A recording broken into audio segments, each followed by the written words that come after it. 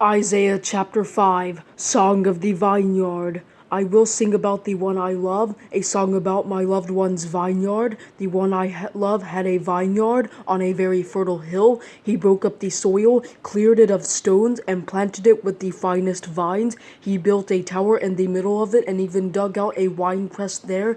He expected it to yield good grapes, but it yielded worthless grapes. So now, residents of Jerusalem and men of Judah, please judge between me and my vineyard. What more could I have done for my vineyard than I did? Why, when I expected a yield of good grapes, did it yield worthless grapes?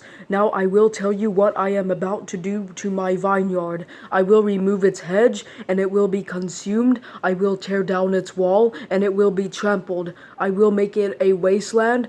It will not be pruned or weeded.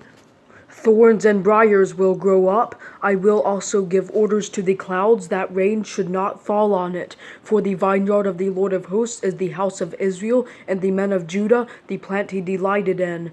He looked for justice but saw injustice, for righteousness but heard cries of wretchedness. Judah's sins denounced. Woe to those who add house to house and join field to field until there is no more room, and you alone are left in the land. I heard the Lord of hosts say, indeed, many houses will become desolate, grand and lovely ones without inhabitants. For a 10-acre vineyard will yield only 6 gallons, and 10 bushels of seed will yield only 1 bushel. Woe to those who rise early in the morning in pursuit of beer, who linger into the evening inflamed by wine. At their feast they have lyre, harp, tambourine, flute, and wine. They do not perceive the Lord's actions, and they do not see the work of his hands. Therefore, my people will go into exile because they lack knowledge. Her dignitaries are starving, and her masses are parched with thirst. Therefore Sheol enlarges its throat, and opens wide its enormous jaws, and down goes Zion's dignitaries, her masses, her crowds, and those who carouse her in her.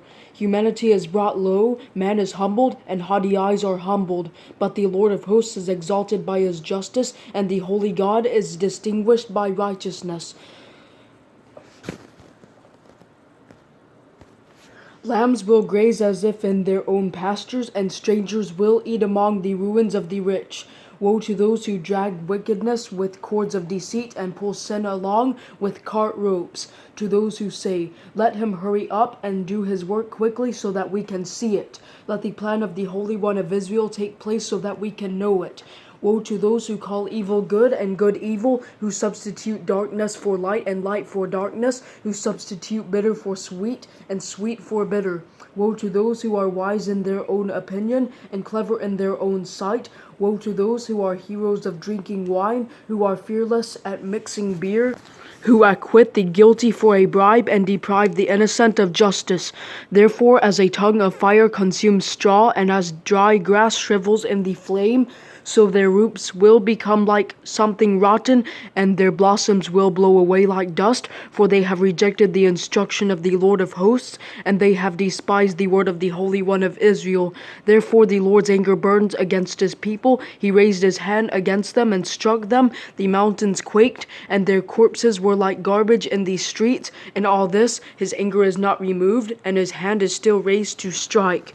He raises a signal flag for the distant nations and whistles for them from the ends of the earth. Look how quickly and swiftly they come. None of them grows weary or stumbles. No one slumbers or sleeps. No belt is loose and no sandal strap is broken. Their arrows are sharpened and all their bows strung.